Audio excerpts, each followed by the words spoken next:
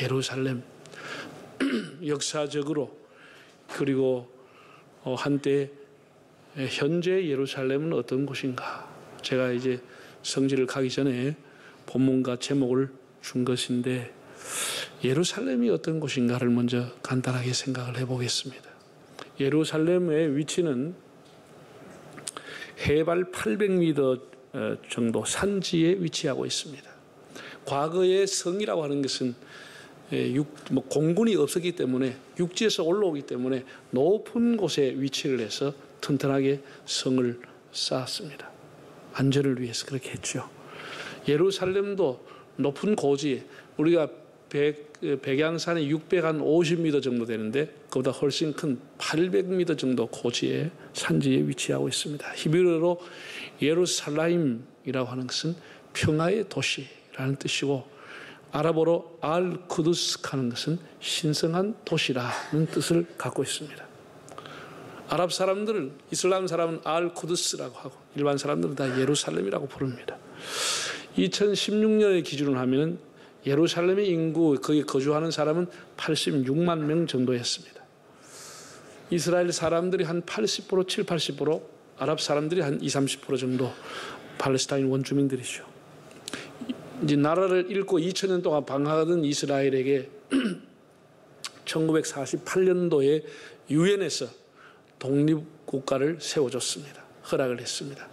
유엔이 처음으로 이스라엘을 이제 독립국가로 세워줄 때는 서예루살렘 안에 국한되어 있었습니다.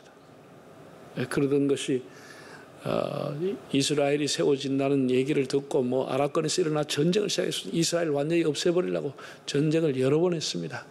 그러던 중에 1967년 유명한 6.1 전쟁을 통해 가지고 이스라엘이 원래 받았던 땅보다 배 이상 영토를 전쟁을 통해서 확보를 했습니다. 시나이 반도, 이집트에 있는 시나이 반도, 가자지구, 저 레바논, 시리아 지역에 있는 골란 고원, 그리고 요르단 지역에 속해 있던 황금돔이 있는 요르단 지역에 속해 있던 그곳까지 다 이스라엘이 점령을 했습니다. 물론 유엔에서는 인정해 주지 않습니다.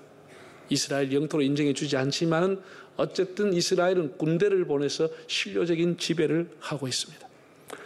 이집트와의 그 어떤 교류 평화협정을 맺기 위해서 시나이 반도는 돌려줬습니다. 이스라엘의 수도는 텔 아비브라고 하는 신도시입니다. 올드시티인 예루살렘은 자기들이 영혼의 고향, 마음의 고향, 정신적인 고향이지만은 종교적으로 민감한 지역이기 때문에 수도로 인정해 주지를 않습니다. 예루살렘은 세계 3대 종교의 성지라고 불려집니다. 제일 먼저는 유대교 사람들이, 이스라엘 사람들이죠. 유대교 사람들이 서쪽의 벽, 소위 말하는 통곡의 벽이라고 하는 곳을, 거기에는 유대인 지역, 유대인 구역으로 되어 있습니다. 우리가 이제 보면은 예루살렘을 찍으면 제일 중앙에 나오는 황금돈, 큰 누렇게 된 순금 500kg으로 씌워놓은 황금돈, 그건 이슬람 지역으로 되어 있습니다. 유대인들은 들어가지 못합니다. 그리고 예수님이 십자가에 돌아가시다가 부활하신 무덤교회, 성묘교회라고 불려지는 것은 기독교인 구역으로 정해져 있습니다. 최초로 아브라함이 아들 이삭을 하나님 앞에 바칠 때 모리아 산으로 갔다고 했습니다. 모리아 산이라고 창세기 나와 있는데 그 산이 바로 예루살렘의 중심에 있습니다. 모리아 산으로 출발됐는데 사무엘하 5장 정도를 보면은 다윗 시대 때 다윗이 여부스 사람이 살고 있던 이곳을 정복을 합니다. 워낙 산지에 있었기 때문에 다윗이 그 성을 점령할 때 그 사람들이 다윗을 조롱했습니다. 사무엘하 5장을 보면 절름발이라도 너를 이길 수 있겠다. 야, 감히 우리한테 대적이 되겠느냐? 위에서 돌을 던지면 되니까. 그렇게 했는데도 다윗의 군대가 용맹하게 그 여부스 사람이 살고 있는 성을 점령을 하고, 다윗이 주전 1000년경의 사람이니까 3000년 전에 그 성을 다윗 성이라 이름을 짓고 수도로 삼았습니다. 3000년이 됐습니다. 예루살렘이라는 곳이 시온성 혹은 다윗성이라 불려졌습니다. 거기다가 아들 이삭을 제물로 바쳤던 그 바위, 그 바위에다가 중심을 해서 솔로몬이 하나님의 성전을 지었습니다. 주전 959년에 솔로몬 성전이라고 하는 성전을 지었습니다. 그러나 그 성전이 오래 가지 못하고 주전 586년에 바벨론의 느부갓네살이 침입해 들어와서 예루살렘을 3년이나 포위해서 결국은 예루살렘 성이 무너지고 성전이 다 불타버렸습니다. 그 성전 안에 있던 모든 금은 기명들을 다 바벨론으로 실어가 버렸습니다. 성전이 완전히 불타버렸습니다. 성벽도 무너져 버렸습니다. 그러던 것을 이제 바벨론 포로를 70년을 보내고 난 이후에 스룹바벨이라고 하는 지도자가 에스라와 함께 돌아와서 두 번째 2차 성전을 지었습니다. 그게 주전 516년경에 성전을 봉헌을 했습니다. 물론 솔로몬이 지었던 것만큼 화려하다 할까 장엄하진 않았지만 거기에 못지않은 성전을 또 힘을 다해서 지었습니다. 그게 두 번째 성전인데 그것도 뭐 한 500년 갔습니까? 500년 가고 나중에 제가 얘기할 기회가 있지만 AD 70년에 로마의 장군 디토스라고 하는 사람이 3개월을 예루살렘을 포위하고 그 성전을 다 또 무너뜨렸습니다. 예수님의 예언한 대로 돌 위에 돌이 남지 않을 정도로 완전히 파괴해버렸습니다. 완전히 부수고 서쪽 벽만 하나 남아 있습니다. 그것이 웨스트 월이라고 하는 소위 말하는 통곡의 벽이라고 하는 그 유대인들이 거기 와서 눈물을 흘리는 그런 통곡의 벽 하나만 남겨놓고 완전히 다 파괴해버렸습니다. 그걸 남겨놓은 것은 그 디도라고 하는 장군이 내가 이 대단한 성을 내가 점령했다고 하는 그 증거를 남기기 위해서 한쪽 벽만 남겨놓고 다 파괴해버린 것입니다. 그리고 2000년 동안 나라 없이 유대인은 다 흩어져 디아스포라로 살았습니다. 그런 참 기구한 역사를 가지고 있는 것이 이스라엘이고 예루살렘이라고 하는 것입니다. 고전과 현대가, 구약과 신약이, 전쟁과 평화가, 테러와 폭동이 끊임없이 이어지고 세계 뉴스메이커, 뉴스를 생산하는 곳, 신비의 땅, 역설의 땅 예루살렘입니다. 어쨌든 예루살렘이라고 하는 이런 도시, 예수님께서 이렇게 말했습니다. 예수님이 공생에 3번을 예루살렘에 올라가셨는데 갈릴리에서 주로 사역하시고 3번 올라가시는데 오늘 이제 본문에는 마지막으로 예루살렘에 올라가셔서 이 십자가에 돌아가시게 되는데 예수님 부활하시기 이제 승천하시기 전에 이렇게 말했습니다. 감람산에서 제자들에게 어디를 떠나지 말라? 네? 예루살렘을 떠나지 말고 아버지의 약속하신 성령을 기다리라. 예수님이 예루살렘 떠나지 말라고 그랬어요. 타락한 도시 예루살렘임에도 불구하고 예수님은 예루살렘을 떠나지 말라고 했어요. 왜냐하면 거기는 다윗과 솔로몬 시대에 세웠던 하나님의 성전이 아직도 있기 때문에 예수님 시대는 성전이 있었습니다. 스룹바벨에 지었던 성전이 있었습니다. 예루살렘을 떠나지 말라는 거예요. 하나님의 성전이 있는 집을 떠나지 말라는 거예요. 예? 우리가 교회가 뭐 이런저런 문제가 있다 해도 교회를 떠나고 예루살렘을 떠나면 안 되는 거예요. 예루살렘을 지키고 예루살렘을 떠나지 않고 있어야 하나님의 은혜를 받게 되는 거예요. 예루살렘을 떠나지 마. 예수님도 예루살렘을 신랄하게 비판하고 오늘 통곡까지 하시면서도 제자들에게는 예루살렘을 떠나지 말라고 한 거예요. 이걸 우리가 알아야 돼요. 예수님께서 이제 예루살렘을 올라가십니다. 자, 누가복음 13장 한번 읽어보실까요? 13장 30절 읽어보겠습니다. 곧 그때에 어떤 바리새인들이 나와 이르되 나가서 여기를 떠나소서 헤롯이 당신을 죽이고자 하나이다. 자, 바리새인들이 예수님을 찾아와서 헤롯이 당신을 죽이려고 하니까 여기를 떠나십시오라고 얘기하는 겁니다. 이건 일면 맞는 말도 있고 일면은 또 틀린 말도 있는 겁니다. 왜냐하면 예수님이 태어날 때 유아들을 살해했던 사람이 대헤롯이라고 하는 사람이고 헤롯 대왕이라고 우리가 일반적으로 부르고 그 아들 3명이 있었는데 그 중에 한 사람이 헤롯 안티파스라고 하는 사람이 이렇게 예수님을 죽이려고 하고 있다는 거예요. 이 사람은 악나라에서 세례요한을 못 뵌 사람입니다. 헤롯 안티파스라고 하는 사람. 그래서 바리새인들이 이런 정보를 가지고 예수님에게 와서 이렇게 권했습니다.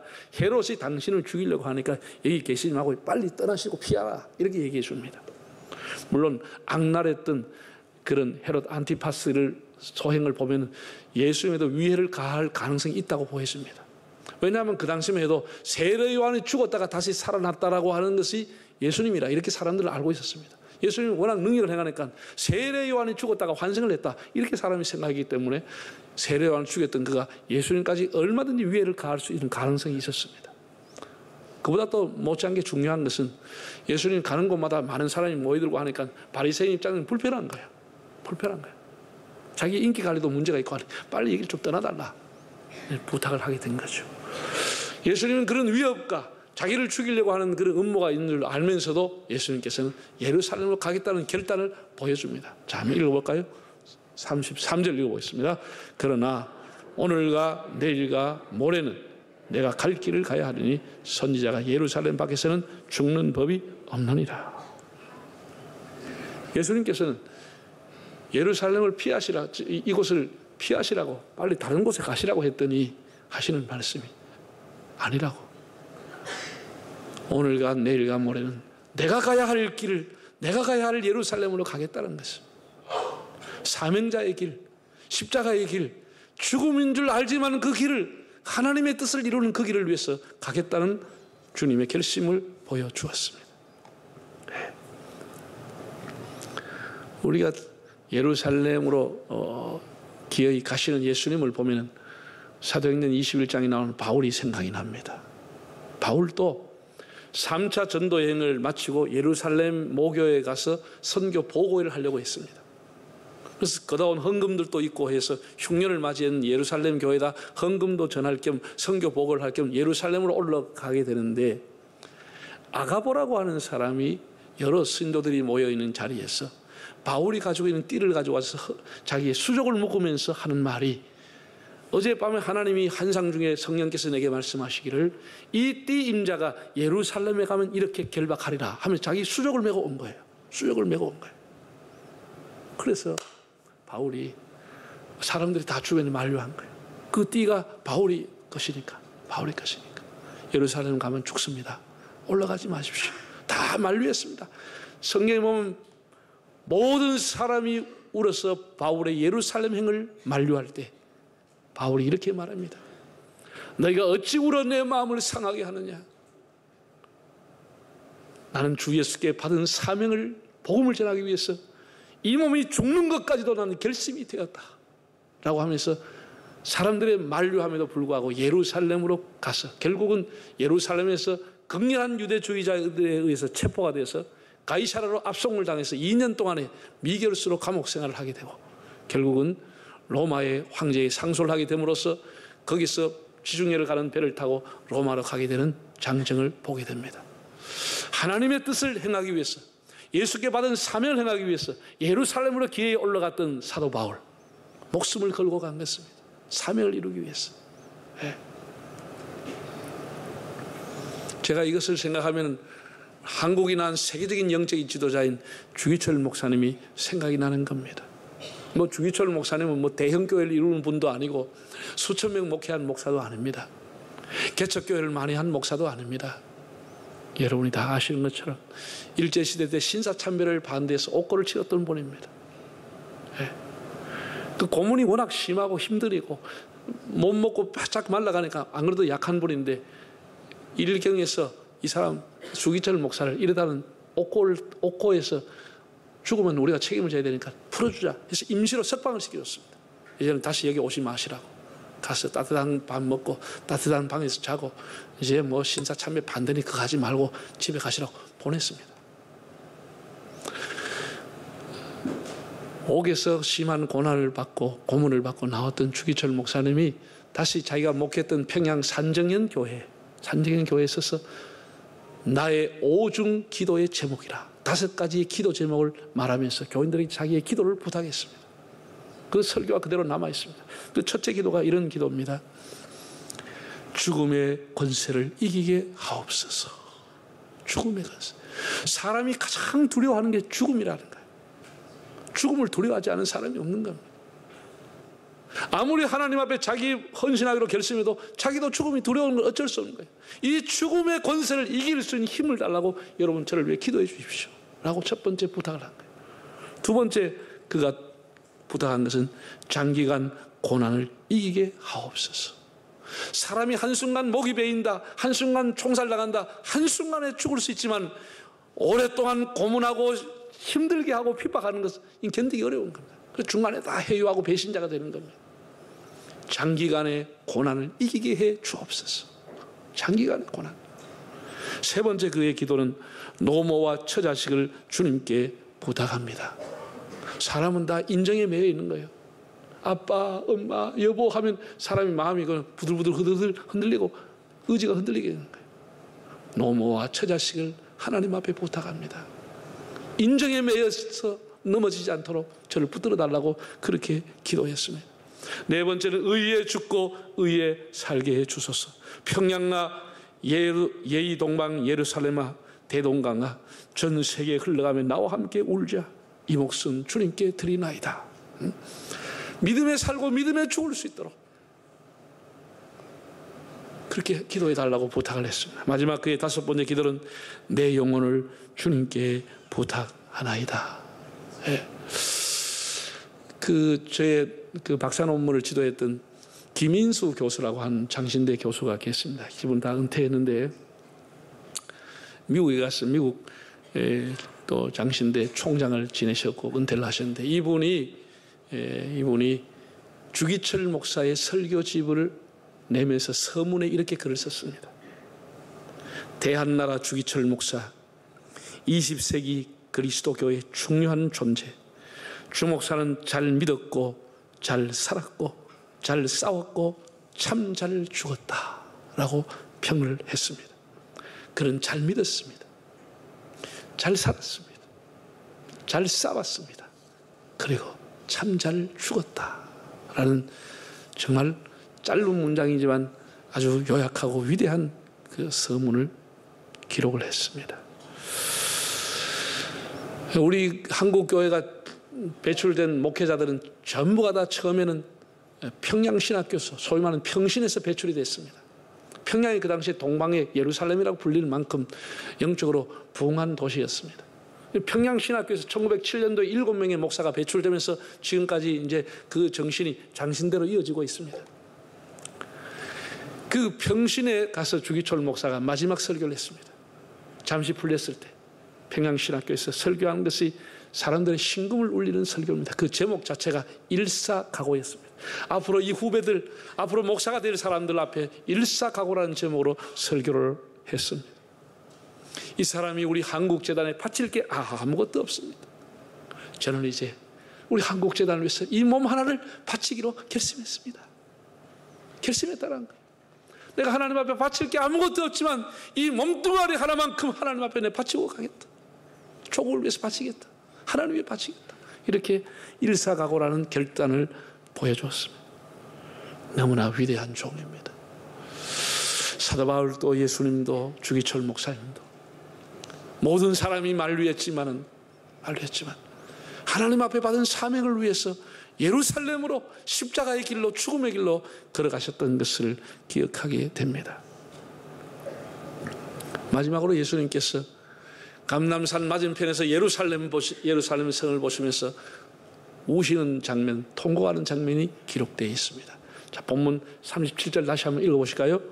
예루살렘아 예루살렘아 선자들을 죽이고 네게 파송된 자들을 돌로 치는 자여, 암따위 그 새끼를 날개 아래 모험같이 내가 네 자녀를 모으려고 한 일이 몇 번이더냐. 그러나 너희가 원하지 아니하였도다. 우리 성경에 보면 예수님이 3번 눈물을 흘리셨다는 기록이 나옵니다. 나사로의 무덤에 가셔서 주님이 눈물을 흘렸습니다. 두 번째로 오늘 본문에서 예루살렘 성을 보시면서 누가복음 19장에 보면 성에 가까이 오사 우시니 그랬어요. 성에 가까이 와서 예루살렘을 보시면 탄식하며 우셨다고 그랬습니다. 세 번째는 겟세마네 동산에서 최후의 기도를 하시면서 주님이 울었다고 했습니다. 예수님이 울었다고 하는 이 감람산 기슭에 예루살렘 성을 마주보는 곳에 눈물의 교회가 지금 세워져 있습니다. 눈물 형체를 만들어서 지붕을 만들어서 거기에 예루살렘 성을 내려다 보이는 곳에 눈물의 교회, 애통의 교회를 세워 놓았습니다. 이번에 저희들도 거기를 다녀왔습니다만은 예수님은 예루살렘 보고 애통해 했습니다. 예루살렘아 예루살렘아 네게 파송된 선지자들을 돌로 쳐 죽인 예루살렘아, 암탉이 지 새끼를 날개 아래 모음 같이 내가 너희를 모으려고 한 일이 몇 번이냐? 너희가 원치 않았다. 거절했다. 이렇게 비통해 했습니다. 예수님이 왜 비통해 했습니까?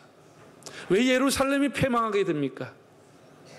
하나님의 종들을 돌로 친, 선자들을 돌로 쳤던 곳이기 때문입니다. 또한 예수님을 거절한 곳이었습니다. 몇 번이나 품으려고 했지만 내 품을 거절했다라는 겁니다. 네. 예수님이 오셨을 때, 공생애를 할 때는 로마가 지배할 때였습니다. 그러나 성전은 있었지만은 성전에서 제일 중요한 직을 행하는 대제사장이 아론의 계열로 이어오다가 로마가 지배하면서 그걸 다 깨뜨려 버렸습니다. 로마의 총독이 돈을 많이 가져다 주는 사람에게, 자기에게 잘 보인 사람에게 대제사장을 임명을 했습니다. 그러니까 그 해에 대제사장이 가야바라고 하는 사람이 대제사장이 되었다. 성경이 그렇게 나와 있습니다. 이 사람은 아론의 계열이 아닙니다. 그러니까 여러분, 빚전 많이 들어서, 돈 많이 들어서 대제사장 계급을 땄으니 이 사람이 얼마 동안 돈 좀 또 빼야 될 거 아니에요. 돈 좀 빼야 될 거 아니에요. 더 많이 빼야 될 거 아니에요. 그러니 예수님이 성전에 갔을 때는 예루살렘 성전이 만민이 기도하는 집이 아니고 장사의 소굴이 되고 만 것이에요. 본전을 빼려고 하는 대제사장 때문에 장사의 소굴이 되고, 예수님 그걸 보고 탄식하게 된 거예요. 탄식하게 된 거죠. 네? 그 장엄함과 위용을 갖추고 있는 예루살렘 성전이 세상에 강도의 군련이 되고 장사의 꾼의 소굴이 돼서 하나님과 상관없는 집이 됐을 때 예수님 그걸 보고 탄식하게 된 거예요. 탄식하게 된 거예요. 지금 예수님께서 서울을 보실 때, 부산을 보실 때 뭐라고 하실까? 우리 한국교회를 보고 예수님 뭐라고 하실까? 부산아 부산아, 내가 너희를 품으려고 한 일이 몇 번이냐? 주님이 그렇게 말씀하지 않겠어요? 예수님 북한 땅을 보고 얼마나 애통해 하겠습니까? 한때는 동방의 예루살렘을 불렀던 평양이, 김일성 우상이 곳곳에 서 있고 교회는 다 폐쇄당한, 예수님이 얼마나 눈물을 흘리시겠습니까? 내가 너희를 품으려고 한 일이 몇 번이냐? 여러분, 예수님이 비유를 암탉이 제 새끼를 날개 아래 모으는 것과 같이라고 비유했습니다. 우리가 뭐 짐승으로 표현해야 될지 모르지만 그 제일 온순한 것 중에 하나가 뿅아리입니다. 뿅아리가 어디를 뭘 물어먹었다, 이거 거의 없죠. 물론 조그마한 벌레는 작겠지만 뿅아리는 가장 약합니다. 꼭 눌리면 죽을 정도로 약한 게 뿅아리입니다. 그 닭이라고 하는 것은 사람이 지나가면도 후 하고 도망갑니다. 지가 놀래가 도망가는데 내가 더 놀라는 거예요. 갑자기 확 날아가가지고. 사람만 근처만 가도 닭은 훅 하고 도망가는 거예요. 근데 묘하게 거기에 알을 까서 새끼를 품게 되면은 그렇게 사나운 거예요. 사나운 거예요. 그리고 여러분 모릅니까? 통닭만 아세요? 에? 프라이즈 치킨 그것만 아세요? 암탉이요, 그렇게 약한 것도 새끼를 딱 품어가지고, 새끼를 품는 게 아니지 알을 품어가지고 새끼를 까고 나면 그게 줄탁 동시라 그러잖아. 밖에서 깨고 안에서 깨고 동시에 깨가지고 삐약삐약 나오면 그때부터 어미가 엄청나게 모성애를 발휘했어. 이건 누가 가르쳐 준 것도 아닌데 생명을 걸고 새끼를 보호하는 거야. 생명을 걸고. 참 민물의 짐승도 그걸 누가 가르쳐 줘? 하나님이 가르쳐 줬겠죠. 본능적으로. 그래 그 새끼를 보호하는 거예요. 새끼를 보호하는, 본능적으로 하는, 본능적으로. 네. 우리 예수님께서 우리를 이렇게 안으려고, 우리를 해함으로부터 우리를 지키고 보호하려고 품어주려고 해도 우리가 예수님을 거절했다는 거예요. 참 얼마나 비통해야 하는 거예요. 우리를 보고 탄식하시는 주님 앞에, 대한민국을 보고 탄식하시는 주님 앞에 주님의 날개 아래 거하기를 기뻐하고 In Christ, 예수 그리스도 안에 살기를 결심하는 주님의 날개 아래 거하시는 여러분의 삶이 되시기를 바랍니다.